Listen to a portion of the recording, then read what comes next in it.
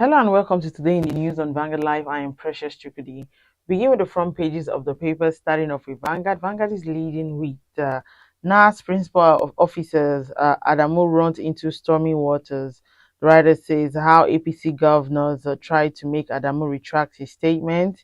Three NWC members ditch Adamu, says National Assembly principal officers emerged after wild consultations.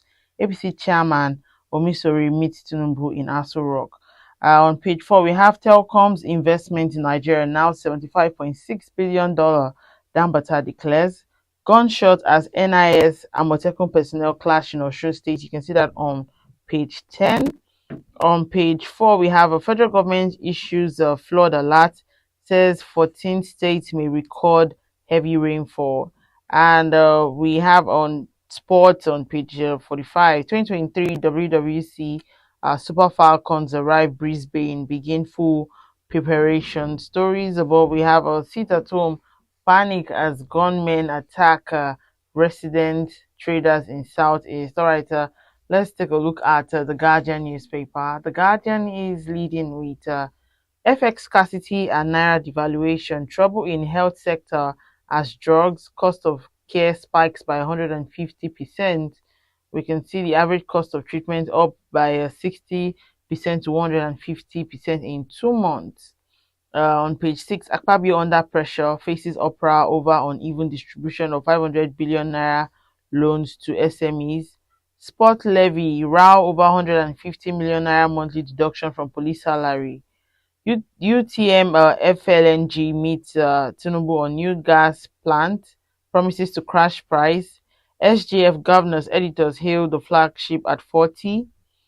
MVNOs get 1 year to roll out a service as 5G reaches 60,000 Nigerians. And that's all we can take on the front page of The Guardian. Let's take a look at the Nation newspaper. Nation is leading with Disco's intensify effort for electricity tariff hike approval.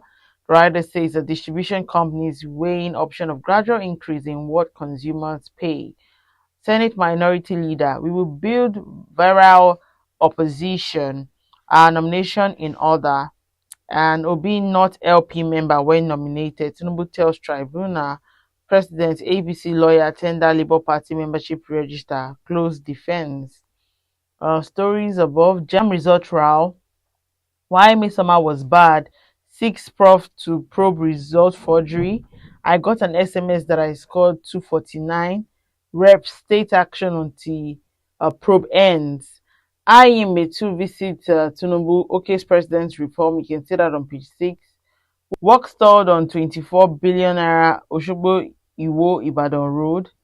Lastly, on the front page of the Nation, WTM FLNG to build 1.5 tons floating gas plant.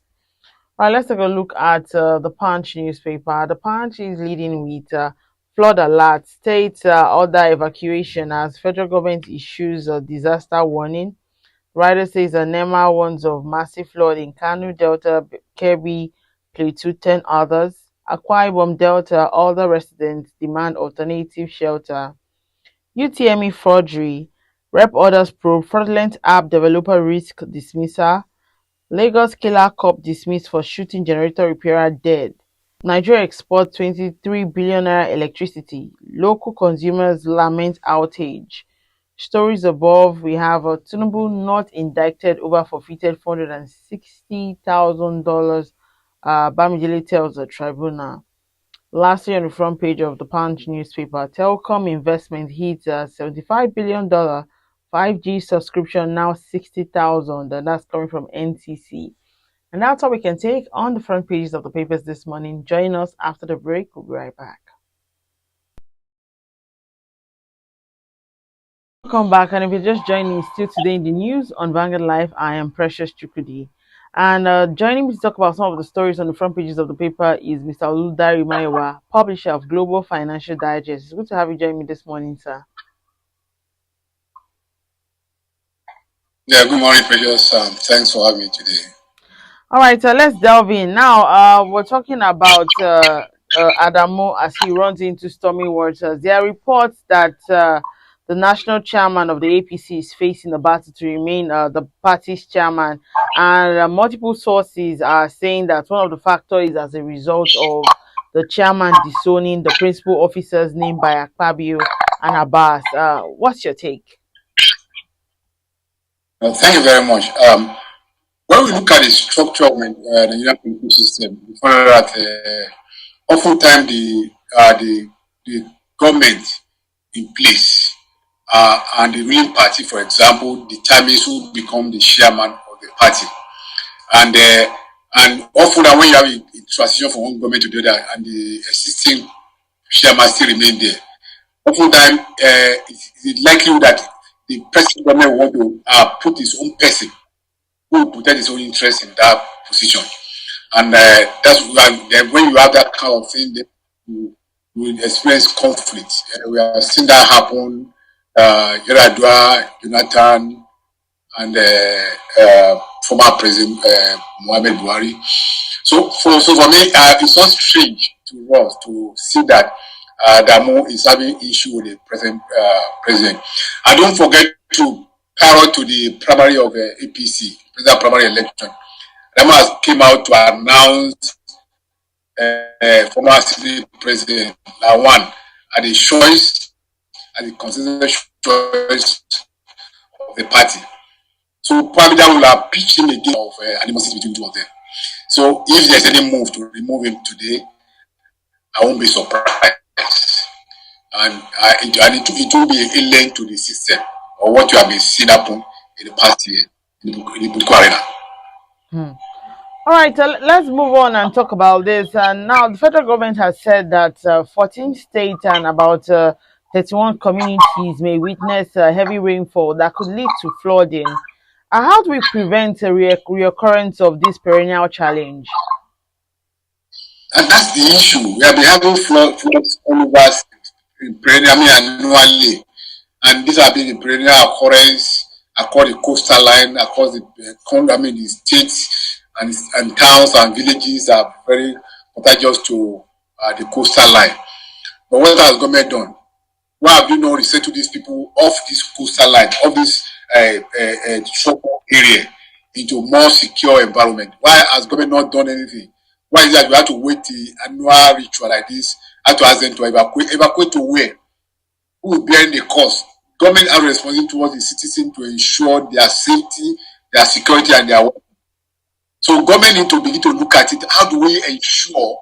For one, look at the sources of this flooding. Why are the flooding? If people are building on the coastal line, why are the town planners allowing such development in those areas, knowing that they are likelihood of overflowing of water to take over the black places? These are things that government should put in place.